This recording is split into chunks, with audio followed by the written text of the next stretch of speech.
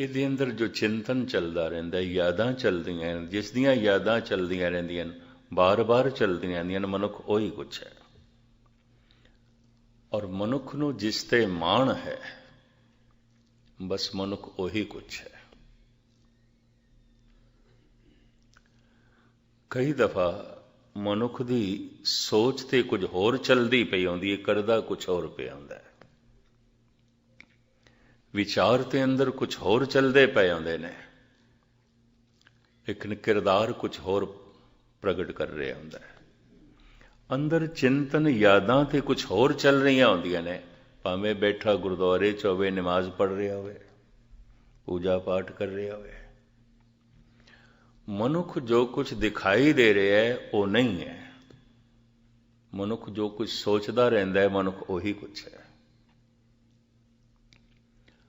ਮਨੁੱਖ ਜੋ ਕੁਛ ਕਰਦਾ ਰਹਿੰਦਾ ਹੈ, ਮਨੁੱਖ ਉਹ ਨਹੀਂ ਹੈ। ਮਨੁੱਖ ਦੇ ਅੰਦਰ ਜਿਹੜੇ ਵਿਚਾਰ ਚੱਲਦੇ ਰਹਿੰਦੇ ਨੇ, ਮਨੁੱਖ ਉਹੀ ਕੁਛ ਹੈ। ਮਨੁੱਖ ਜੈਸਾ ਦਿਖਾਈ ਦਿੰਦਾ ਹੈ, ਧਰਮ ਕਹਿੰਦਾ ਵੈਸਾ ਮਨੁੱਖ ਨਹੀਂ ਹੈ। ਜਿਹੜੀਆਂ ਯਾਦਾਂ ਮਨੁੱਖ ਦੇ ਅੰਦਰ ਚੱਲਦੀਆਂ ਰਹਿੰਦੀਆਂ ਨੇ, ਜਿਹੜੀਆਂ ਯਾਦਾਂ ਇਸ ਨੂੰ ਪ੍ਰਭਾਵਿਤ ਕਰਦੀਆਂ ਨੇ, ਮਨੁੱਖ ਉਹੀ ਕੁਛ ਹੈ।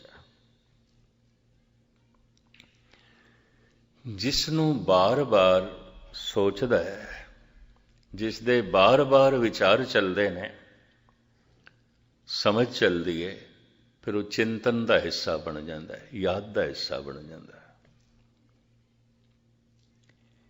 ਇਹੀ ਯਾਦ ਚਾਰ ਰੂਪ ਧਾਰਨ ਕਰਦੀ ਹੈ: ਸਨੇਹ, ਪ੍ਰੇਮ, ਸ਼ਰਧਾ, ਭਗਤੀ।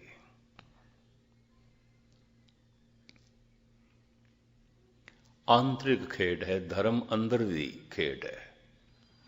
ਬਾਹਰੋਂ ਧਾਰਮਿਕ ਦਿਖਾਈ ਦੇ ਜਾਣਾ ਕੋਈ ਬਹੁਤ ਵੱਡੀ ਗੱਲ ਨਹੀਂ। ਬਥੇਰੇ ਦੁਨੀਆ ਧਾਰਮਿਕ ਦਿਖਾਈ ਦਿੰਦੀ ਹੈ,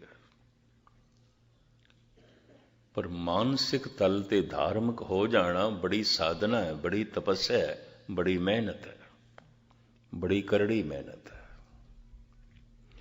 ਜ਼ਰੂਰੀ ਨਹੀਂ ਜੋ ਧਾਰਮਿਕ ਦਿਖਾਈ ਦੇ ਰਹੇ ਨੇ ਇਹ ਧਾਰਮਿਕ ਹੋਵਨ, ਦਿਖਾਈ ਦੇ ਰਹੇ ਨੇ। ਮੈਂ ਇੱਕ ਦਫਾ ਫਿਰ ਦੁਹਰਾਵਾਂ ਤੇ ਮੈਂ ਖੁਲਾਸਾ ਕਰਾਂ। ਮਨੁੱਖ ਜੋ ਕੁਝ ਦਿਖਾਈ ਦੇ ਰਿਹਾ ਹੈ, ਮਨੁੱਖ ਉਹ ਨਹੀਂ ਹੈ। ਮਨੁੱਖ ਜੋ ਕੁਝ ਸੋਚਦਾ ਰਹਿੰਦਾ ਹੈ, ਮਨੁੱਖ ਉਹੀ ਕੁਛ ਹੈ। ਮਨੁੱਖ ਉਹੀ ਕੁਛ ਹੈ। ਸੋਚਣੀ ਮਨੁੱਖ ਨੂੰ ਬਹੁਤ ਪ੍ਰਭਾਵਿਤ ਕਰਦੀ ਹੈ, ਵਿਚਾਰ ਬੰਦੇ ਨੂੰ ਬਹੁਤ ਪ੍ਰਭਾਵਿਤ ਕਰਦੇ ਨੇ, ਯਾਦਾਂ ਮਨੁੱਖ ਨੂੰ ਬਹੁਤ ਪ੍ਰਭਾਵਿਤ ਕਰਦੀਆਂ ਨੇ। ਔਰ ਮਨ ਦੇ ਤਲ ਤੇ ਮਨੁੱਖ ਬਿਲਕੁਲ ਸੁਤੰਤਰ ਹੈ। ਗੁਰਦੁਆਰੇ 'ਚ ਬੈਠ ਕੇ ਵੀ ਬੁਰਾ ਸੋਚ ਸਕਦਾ ਹੈ, ਕਿਸੇ ਨੂੰ ਕੁਛ ਨਹੀਂ ਪਤਾ। ਗੁਰਦੁਆਰੇ 'ਚ ਬੈਠ ਕੇ ਬੁਰੀਆਂ ਯਾਦਾਂ ਅੰਦਰ ਚਲਾ ਸਕਦਾ ਹੈ, ਕਿਸੇ ਨੂੰ ਕੁਛ ਨਹੀਂ ਪਤਾ।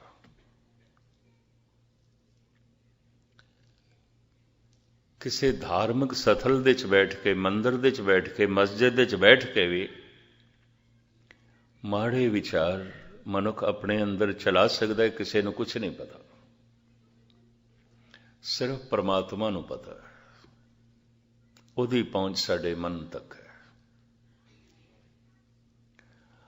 ਅਗਰ ਮਨੁੱਖ ਪਰਮਾਤਮਾ ਨੂੰ ਮੰਨਦਾ ਨਾ ਹੋਵੇ ਤੇ ਨਾਸਤਿਕ ਨਾ ਹੋਵੇ, ਨਾਸਤਿਕ ਹੋਵੇ, ਫਿਰ ਐਸੇ ਮਨੁੱਖ ਦਾ ਮਾੜੇ ਵਿਚਾਰਾਂ ਨੂੰ ਰੋਕਣਾ, ਮਾੜੀਆਂ ਯਾਦਾਂ ਨੂੰ ਰੋਕਣਾ ਬੜਾ ਔਖਾ ਹੋ ਜਾਏਗਾ। ਕਿਉਂਕਿ ਕਾਨੂੰਨ ਦੀ ਤੇ ਅੰਦਰ ਤੱਕ ਪਹੁੰਚ ਹੈ ਨਹੀਂ, ਸਮਾਜ ਦੀ ਤੇ ਅੰਦਰ ਤੱਕ ਪਹੁੰਚ ਹੈ ਹੀ ਨਹੀਂ। ਕਿਸੇ ਨੂੰ ਕੀ ਪਤਾ ਮੇਰੇ ਅੰਦਰ ਕੀ ਵਿਚਾਰ ਚੱਲਦੇ ਪਏ ਨੇ। ਅੰਦਰ ਤੱਕ ਪਹੁੰਚ ਸਿਰਫ ਪਰਮਾਤਮਾ ਦੀ ਹੈ। ਘਟ ਘਟ ਕੇ ਅੰਤਰ ਕੀ ਜਾਨਤ, ਭਲੇ ਬੁਰੇ ਕੀ ਪੀਰ ਪਛਾਨਤ, ਅੰਤਰਯਾਮੀ। ਭਾਈ ਗੁਰਦਾਸ ਇੱਕ ਪੰਕਤੀ ਦੇ ਵਿੱਚ ਕਹਿੰਦੇ ਨੇ, ਅੰਤਰ ਜਾਮੇ ਸੁਨ ਕੰਪਤ ਹੂੰ ਅੰਤਰਗਤ। ਹੇ ਪ੍ਰਭੂ, ਮੈਂ ਤੇ ਕੰਬ ਜਾਨਾ ਜਦ ਪਤਾ ਚੱਲਦਾ ਤੂੰ ਤੇ ਅੰਦਰ ਵੇਖਦਾ। ਤੇਰੀ ਪਹੁੰਚ ਤੇ ਸਾਡੀ ਸੋਚਣੀ ਤੱਕ, ਅਸੀਂ ਕੀ ਸੋਚਦੇ ਰਹਿੰਦੇ ਹਾਂ। ਤੇਰੀ ਪਹੁੰਚ ਤੇ ਸਾਡੇ ਵਿਚਾਰਾਂ ਤੱਕ ਹੈ। ਪਤਾ ਹੈ ਮਨੋਚਿੰਤਕ ਕੀ ਕਹਿੰਦੇ ਨੇ, ਮਨੋਵਿਗਿਆਨਕ? ਅਗਰ ਮਨੁੱਖ ਦੀ ਕਿਧਰੇ ਮਨੁੱਖ ਦੇ ਮਨ ਤੱਕ ਵੀ ਪਹੁੰਚ ਹੋਵੇ, ਦੁਨੀਆ ਦੇ ਵਿੱਚ ਮਿੱਤਰਤਾ ਭੰਗ ਹੋ ਜਾਏਗੀ, ਰਿਸ਼ਤੇਦਾਰੀ ਵੀ ਟੁੱਟ ਜਾਏਗੀ, ਕੁਛ ਵੀ ਨਹੀਂ ਰਹੇਗਾ। ਐਸਾ ਕਿਹੜਾ ਮਨੁੱਖ ਹੈ ਜਿਸ ਦੇ ਅੰਦਰ ਕਿਸੇ ਵਕਤ ਮਾੜੇ ਵਿਚਾਰ ਨਾ ਚੱਲਦੇ ਹੋਣ, ਗਲਤ ਨਾ ਸੋਚਦਾ ਹੋਵੇ, ਗਲਤ ਯਾਦਾਂ ਨਾ ਚੱਲਦੀਆਂ ਹੋਣ? ਮਨੋਚਿੰਤਕ ਤੇ ਕਹਿੰਦੇ ਨੇ ਜਿਸ ਨਾਲ ਬਹੁਤ ਪਿਆਰ ਹੈ, ਮਿੱਤਰ ਹੈ, ਉਹਦੇ ਬਾਰੇ ਵੀ ਕਦੀ ਮਾੜੀ ਸੋਚ ਨਹੀਂ ਚੱਲ ਸਕਦੀ ਹੈ। ਗਲਤ ਵਿਚਾਰ ਭਰਾ ਬਾਰੇ ਵੀ ਚੱਲ ਸਕਦੇ ਨੇ, ਗਲਤ ਸੋਚਣੀ ਪਤਨੀ ਬਾਰੇ ਵੀ ਚੱਲ ਸਕਦੀ ਹੈ, ਪਤੀ ਬਾਰੇ ਵੀ ਚੱਲ ਸਕਦੀ ਹੈ, ਬੱਚਿਆਂ ਬਾਰੇ ਵੀ ਚੱਲ ਸਕਦੀ ਹੈ। ਸੋਚਣੀ ਦੇ ਤਲ ਤੇ ਮਨੁੱਖ ਆਜ਼ਾਦ ਹੈ। ਜਿਸ ਬਾਰੇ ਬੁਰਾ ਸੋਚ ਰਿਹਾ ਉਹ ਨਹੀਂ ਵੇਖ ਸਕਦਾ, ਜਿਸ ਬਾਰੇ ਬੁਰੇ ਵਿਚਾਰ ਇਸ ਦੇ ਅੰਦਰ ਚੱਲ ਰਹੇ ਨੇ ਉਹ ਨਹੀਂ ਦੇਖ ਸਕਦਾ, ਦੇਖ ਹੀ ਨਹੀਂ ਸਕਦਾ, ਕੋਲ ਬੈਠਾ ਹੋਵੇ ਭਾਵੇਂ। ਤੋ ਮਨ ਦੇ ਤਲ ਤੇ ਮਨੁੱਖ ਬਿਲਕੁਲ ਸੁਤੰਤਰ ਹੈ, ਆਜ਼ਾਦ ਹੈ। ਹਾਂ, ਮਨ ਤੇ ਨਿਗਾਹ ਪਰਮਾਤਮਾ ਦੀ, ਕਿਉਂਕਿ ਉਹ ਵਿਆਪਕ ਹੈ ਤਾਂ ਉਹਦਾ ਵੇਖਣਾ ਵੀ ਵਿਆਪਕ ਹੈ, ਉਹ ਵਿਆਪਕ ਹੈ, ਉਹਦਾ ਸੁਣਨਾ ਵੀ ਵਿਆਪਕ ਹੈ। ਪੇਖਤ ਸੁਨਤ ਸਦਾ ਹੈ ਸੰਗੇ, ਮੈਂ ਮੂਰਖ ਜਾਣਿਆ ਦੂਰੀ ਰੇ। ਹਰ ਵਕਤ ਕੋਈ ਮਨੁੱਖ ਕਿਸੇ ਨੂੰ ਨਹੀਂ ਦੇਖ ਸਕਦਾ। ਕੋਈ ਬੱਚੇ ਹਰ ਵਕਤ ਮਾਂ-ਬਾਪ ਦੀ ਨਿਗਾਹ ਥੱਲੇ ਨਹੀਂ ਆਉਂਦੇ, ਭਰਾ ਦੀ ਨਿਗਾਹ ਥੱਲੇ ਹਰ ਵਕਤ ਭਰਾ ਨਹੀਂ ਆਉਂਦਾ, ਪਤੀ ਦੀ ਨਿਗਾਹ ਦੇ ਥੱਲੇ ਹਰ ਵਕਤ ਪਤਨੀ ਨਹੀਂ ਆਉਂਦੀ, ਔਰ ਪਤਨੀ ਦੀ ਨਿਗਾਹ ਦੇ ਥੱਲੇ ਹਰ ਵਕਤ ਪਤੀ ਨਹੀਂ ਆਉਂਦਾ। ਪਰ ਸਾਰੇ ਸੰਸਾਰ ਦੇ ਜੀਵ ਪਰਮਾਤਮਾ ਦੀ ਨਿਗਾਹ ਦੇ ਥੱਲੇ ਨੇ, ਔਰ ਹਰ ਵਕਤ ਨੇ, ਹਰ ਵਕਤ ਨੇ, ਸਭ ਕੁਝ ਉਸ ਦੀ ਨਿਗਾਹ ਦੇ ਥੱਲੇ। ਪੇਖਤ ਸੁਨਤ ਸਦਾ ਹੈ ਸੰਗੇ, ਮੈਂ ਮੂਰਖ ਜਾਣਿਆ ਦੂਰੀ ਰੇ। ਸਭ ਤੋਂ ਵੱਡੀ ਸਿਆਣਪ ਹੈ, ਅਕਲਮੰਦੀ ਹੈ, ਨੇੜੇ ਕਰਕੇ ਜਾਣਦਾ ਹੈ। ਪ੍ਰਮਾਤਮਾ ਨੇੜੇ ਹੈ, ਦੇਖ ਰਿਹਾ ਹੈ, ਮੈਨੂੰ ਸੁਣ ਰਿਹਾ ਹੈ। ਇਹ ਸਭ ਤੋਂ ਵੱਡੀ ਅਕਲਮੰਦੀ ਹੈ, ਇਹ ਸਭ ਤੋਂ ਵੱਡੀ ਦਾਨਸ਼ਮੰਦੀ ਹੈ, ਔਰ ਇਹ ਸਭ ਤੋਂ ਵੱਡੀ ਮੂਰਖਤਾ ਹੈ ਕਿ ਰੱਬ ਕਿੱਥੇ ਦੇਖਦਾ ਪਿਆ। ਕਾਨੂੰਨ ਦੀ ਤੇ ਪਹੁੰਚ ਹੈ ਕੋਈ ਨਹੀਂ, ਸਮਾਜ ਤੇ ਦੇਖਦਾ ਨਹੀਂ ਪਿਆ ਤੇ ਰੱਬ ਨੂੰ ਮੰਨਦਾ ਨਹੀਂ, ਉਹ ਕਿੱਥੇ ਦੇਖਦਾ ਹੈ? ਜੋ ਕੁਝ ਕਰਨਾ ਹੈ ਕਰ। ਮਹਾਰਾਜ ਕਹਿੰਦੇ ਨੇ ਪ੍ਰਭ ਸਭ ਕੁਛ ਜਾਣੇ ਜਿਨ ਤੂੰ ਕੀਆ। ਤੂੰ ਜੋ ਸੋਚਦਾ ਰਹਿੰਦਾ ਸਭ ਕੁਝ ਪ੍ਰਭੂ ਨੂੰ ਪਤਾ। ਨਹੀਂ ਪਤਾ ਹੋਵੇਗਾ ਕਾਨੂੰਨ ਨੂੰ, ਤੂੰ ਬਚ ਗਿਆ ਹੋਵੇਗਾ। ਨਹੀਂ ਪਤਾ ਸਮਾਜ ਨੂੰ ਤੇਰੀ ਇੱਜ਼ਤ ਮਾਣ ਮਰਿਆਦਾ ਬਣੀ ਹੋਈ ਹੈ, ਲੇਕਿਨ ਪ੍ਰਭੂ ਨੂੰ ਤੇ ਪਤਾ।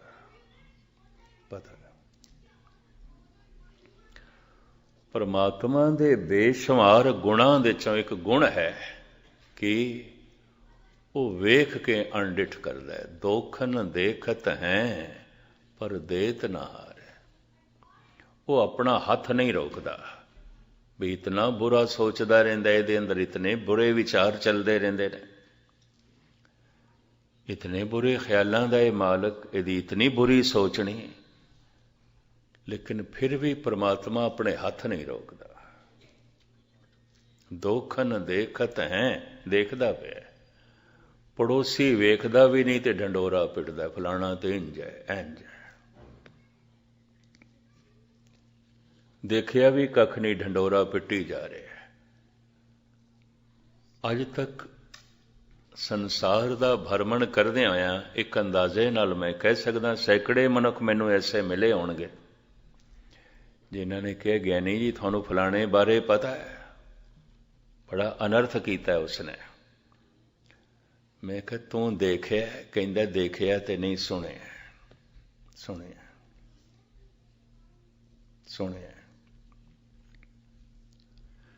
ਕਰੀਬਨ 99% ਮੈਨੂੰ ਉਹ ਮਿਲੇ ਨੇ, ਜਦ ਮੈਂ ਪੁੱਛਿਆ ਤੂੰ ਦੇਖਿਆ? ਕਹਿੰਦਾ ਨਹੀਂ ਸੁਣਿਆ। फिर किसी होर ने भी ये गल कही तो भी तू देखिया नहीं, कहता सुने, सिर्फ सुने, देखिया भी नहीं, ढंडोरा पिट रहा है। परमात्मा देखदे होया भी खामोश, खामोश। दोखन देखत हैं पर देत ना हारे। इस वास्ते असी अरदास विच ये शब्द ऐड कर दिते, जिन्ना वेख के अणडिठ कीता। महान है। वेख के अणडिठ करना ये परमात्मा वाला सुभाव है, ईश्वर वाला सुभाव है। वेख के अणडिठ कर सकता है कोई स्नेह दे च, कोई प्रेम दे च, उंज नहीं कर सकता। गलतियां ते देखियां ने बच्चे दियां, पर मां पड़दा पांदी है, छुपांदी है, किसी होर नूं ना पता चले। स्नेह, स्नेह। भुलां ते देखियां ने, कुछ अनर्थ ते देखिया है भरा दा, मित्र दा, पर मित्र छुपांदा है, पड़दा पांदा है। भरा छुपांदा है, पड़दा पांदा है प्यार।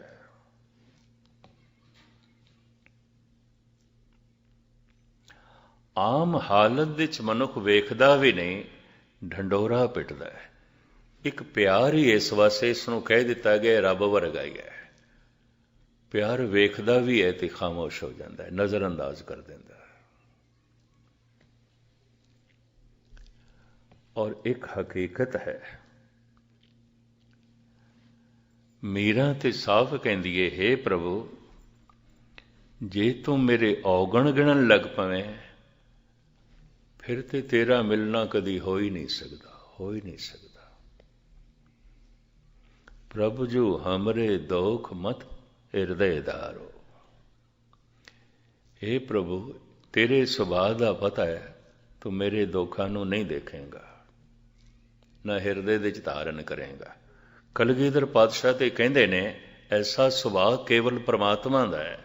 दोखन देखत हैं पर देत ना हारे।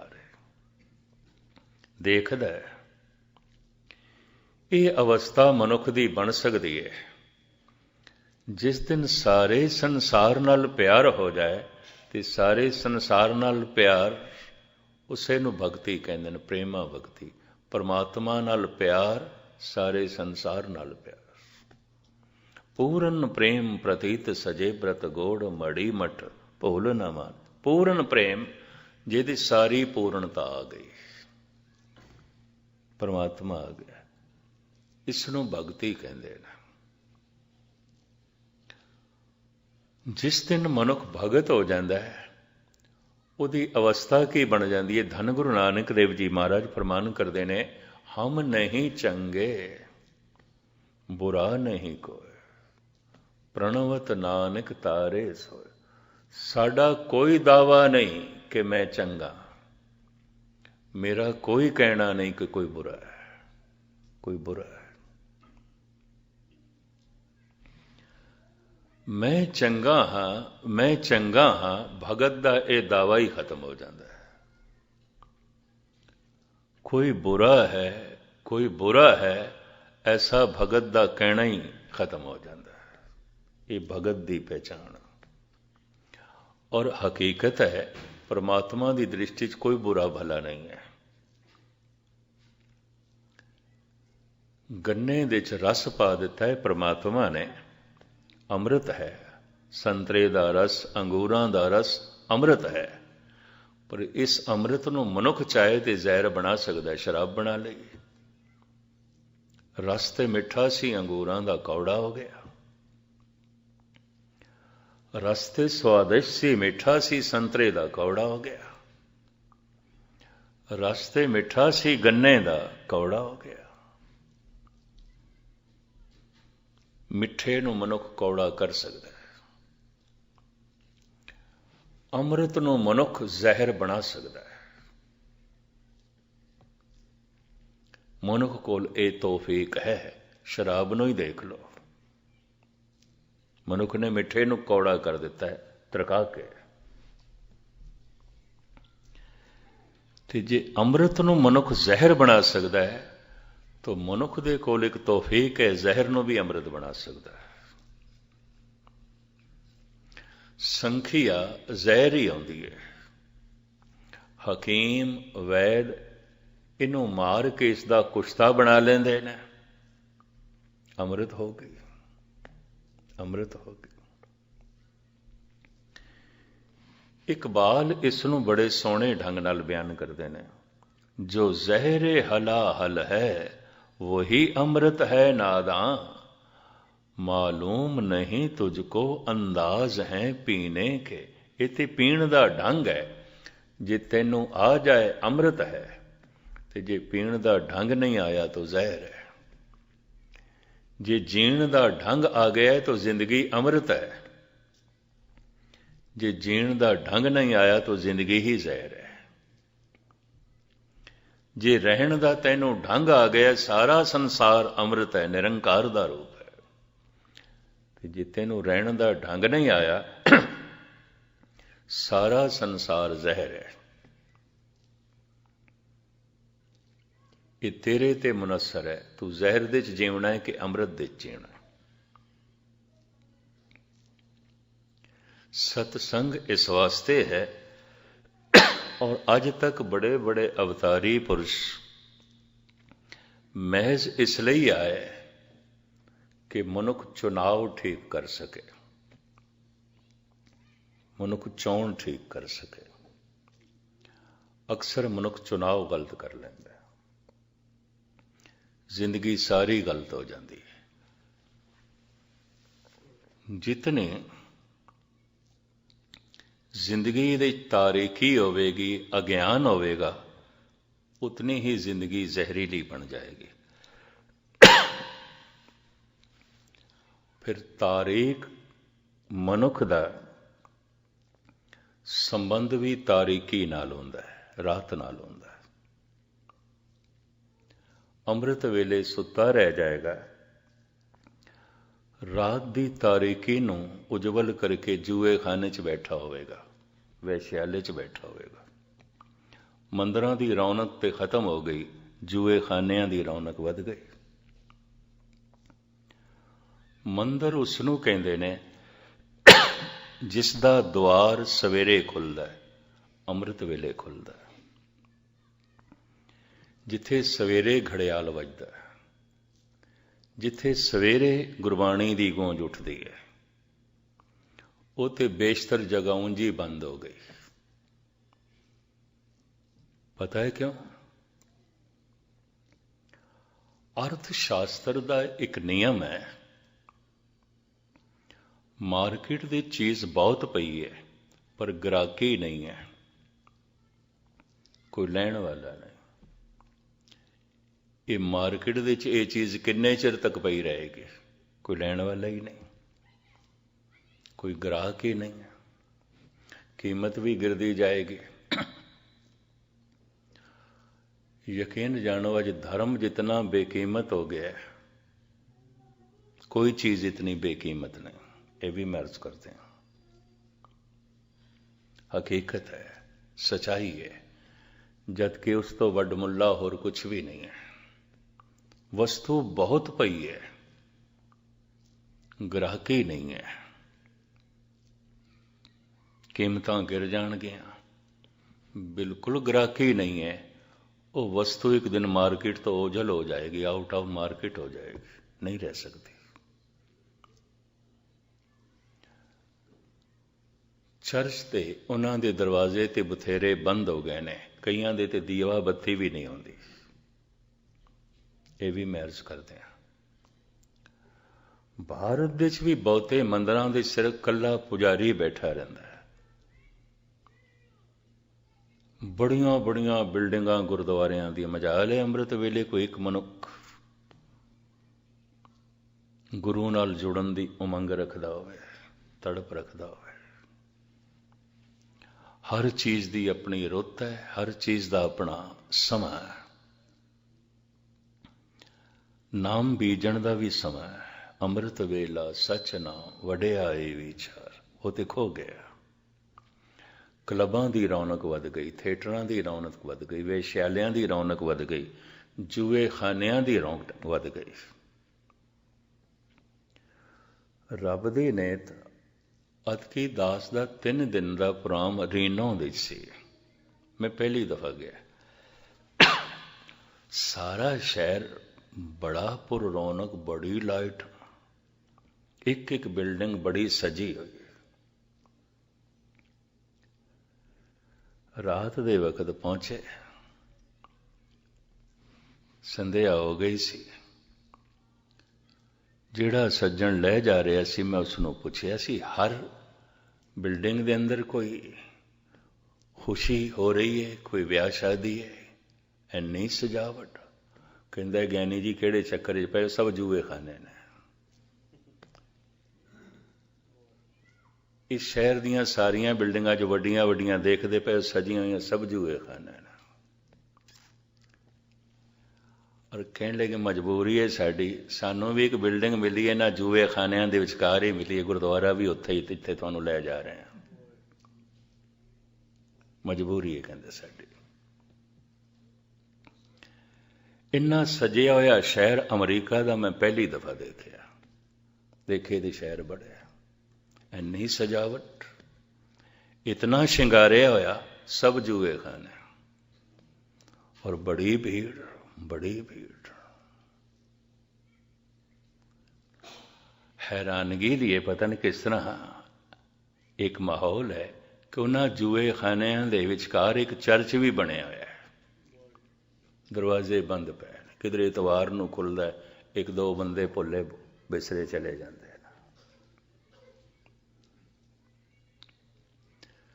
ਮਨੁੱਖ ਦੀ ਜ਼ਿੰਦਗੀ ਇਤਨੀ ਰਾਤ ਹੋ ਗਈ ਹੈ, ਰਾਤ ਨਾਲ ਸੰਬੰਧ ਜੁੜ ਰਿਹਾ, ਦਿਨ ਨਾਲ ਨਹੀਂ, ਅੰਮ੍ਰਿਤ ਵੇਲੇ ਨਾਲ ਨਹੀਂ। ਜੀਵਨ ਇਤਨਾ ਅੰਧਕਾਰਮਈ ਹੋ ਗਿਆ, ਮਨੁੱਖ ਖੁਦ ਰਾਤ ਹੋ ਗਿਆ,